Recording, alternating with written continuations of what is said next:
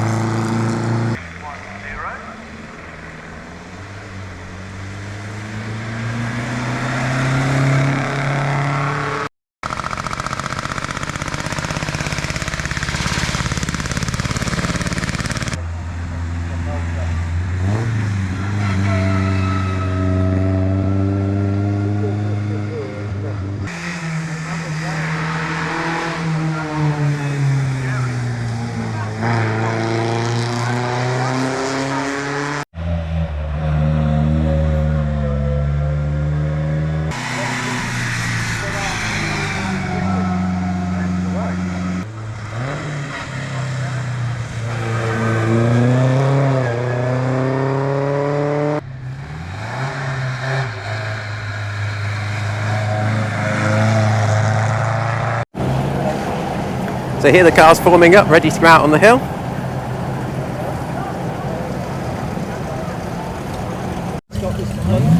And here we've got a little Singer special, so let's have a quick look. Here's Ivan Dutton's Samson that he's brought up today. I think we've got some footage of him going up the hill in it. Knowing Ivan, he'll be driving it home as well at the end of the day, but you can always guarantee with an Ivan car it's well prepared. Apparently had some fueling issues earlier, but hopefully all resolved now.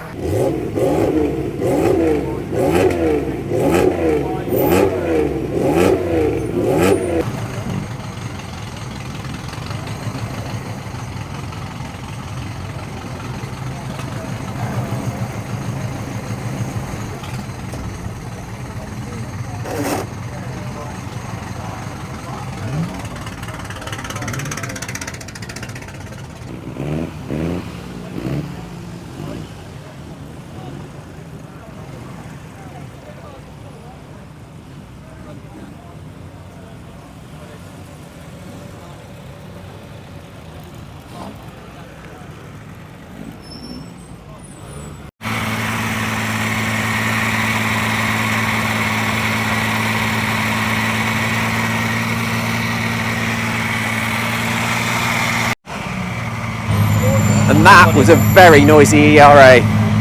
And look at this lovely Fraser Nash. Look at the colour on those headers.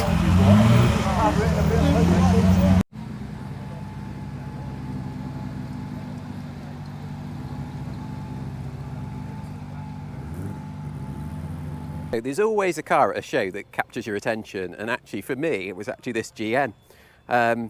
Slightly strange choice for me, but air-cooled, twin barrel, chain driven, magneto at the front of it, really kind of aged this car in terms of what it looks like. Oily, but just something really nice about it.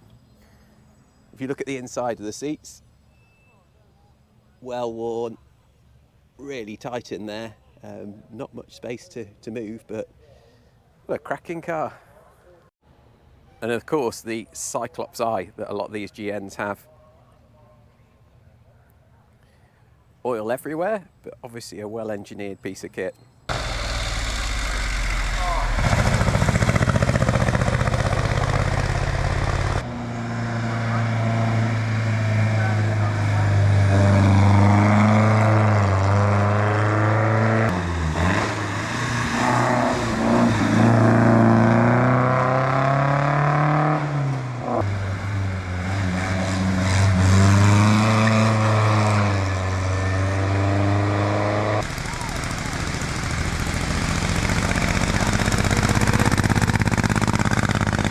Pardon.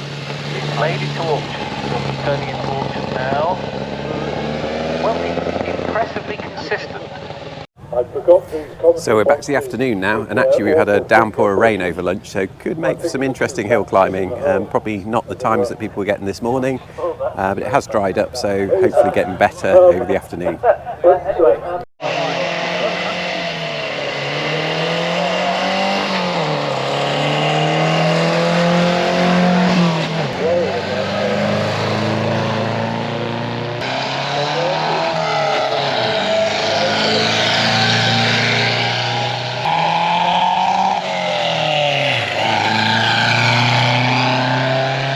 So one of the benefits of coming to an event like this is a number of people come in their own classic cars.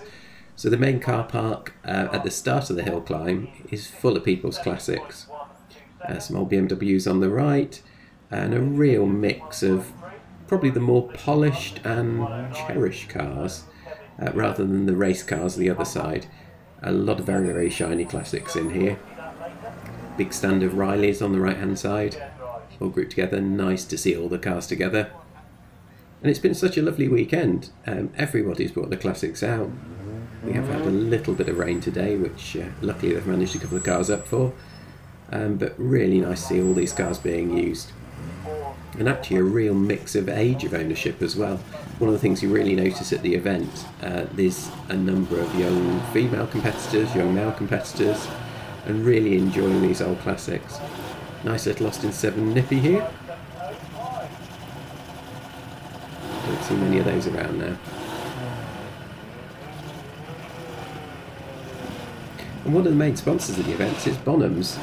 They're not actually here running an auction this weekend, but they put a number of the cars which will be up for sale at forthcoming events. There was a particularly lovely XK120 in a really nice metallic sage green, race prepared. I think this one's going to be up for sale at Revival. There's also a lovely Zagato Aston Martin next to it. Really are some absolute gems here. And actually not limited to cars. There's a number of motorbikes, including a Brough Superior hiding in the background. There you go, I think that will fetch some real money at the auction.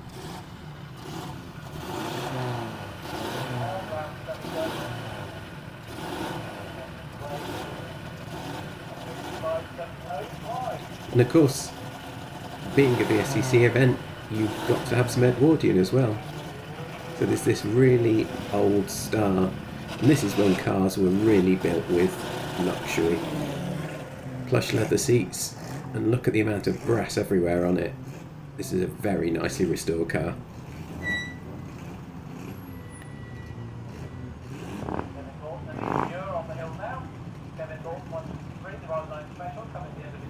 one of the lovely things as well about Prescott is it's actually the home of the Bugatti Trust, and they didn't let us down today.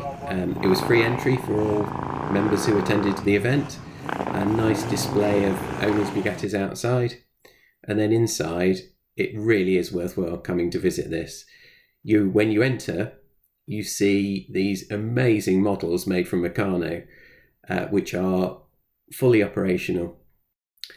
The Bugatti front beam really is a work of art, forged from a single piece of metal, initially straight, with the two blocks on it to take the spring hangers, and then the centre of it is drilled all the way through to make it hollow and lightweight, and the end is forged then to bring all the metal back together to take the kingpins. And there's a full video on Shed Racing of how this is actually done. There's amazing cutaways of some of the engines in here. This is a Type 57 block and combustion chamber and a Type 51 Grand Prix engine. And even the Bugatti Vice is the first time I've actually touched one of these, but it is so smooth. None of the notchiness you get on modern Vices. And Bugatti obviously synonymous with art. There's some lovely sculptures in here produced by the various members of the Bugatti family. And there's just generally a great collection here of memorabilia, parts showing how things are put together, wheels, etc. Within the museum there were 3 vehicles in there. My absolute favourite, a Type 35. And also some things you can play with. There's a great mock-up of one of the gearboxes here, which is fully functional, and I don't think I've ever known a gearbox operate so smoothly. It really is a work of art. So thoroughly recommended. Come down and have a look at the Bugatti Trust and check out what they've got on display. You won't be disappointed.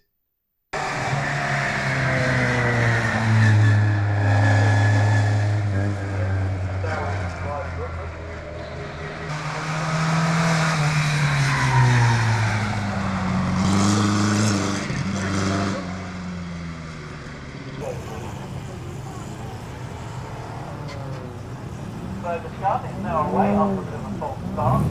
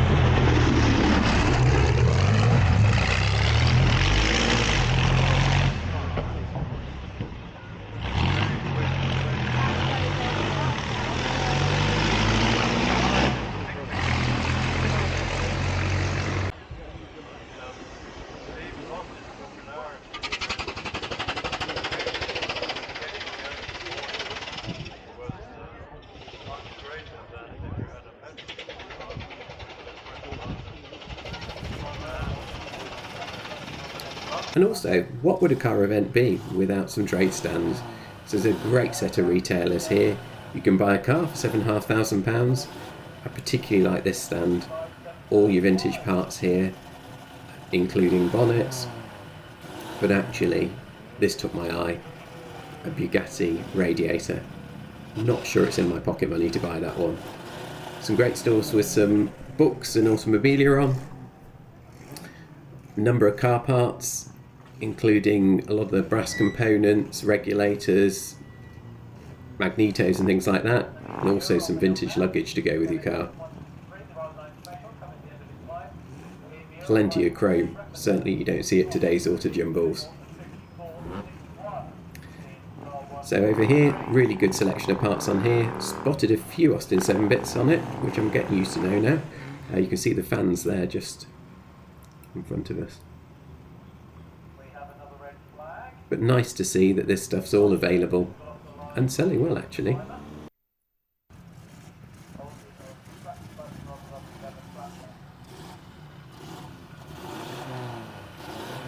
we were tempted by a few things. Certainly no shortage of headlamps. So this is a fabulous stand run by a charity called TWAM. What they do is they send out tools to Africa. So for carpenters, sewing, mechanics and things like that, they send a standard pack out, and what doesn't fit in the standard packs they put up for sale to raise money for the charity, and it was doing a roaring trade. A lovely model in here. The patina of some of the cars in the paddocks, and a mere £5,750 if you want to buy it. So thanks for watching, guys. Fabulous day at Vintage Prescott. Some really good cars here, and a really enjoyable day out for everyone. So see you soon.